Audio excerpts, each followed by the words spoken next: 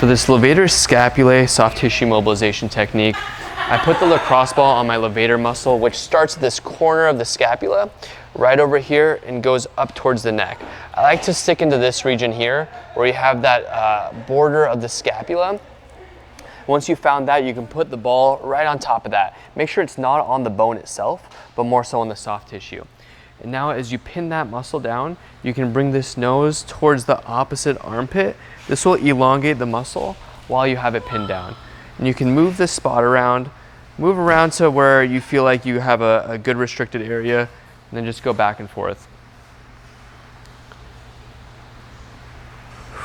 Another option that you have is to move on the ball itself. So you can see how I'm moving back and forth. This is going against the fibers here, or I can go up and down. This is going with the fibers.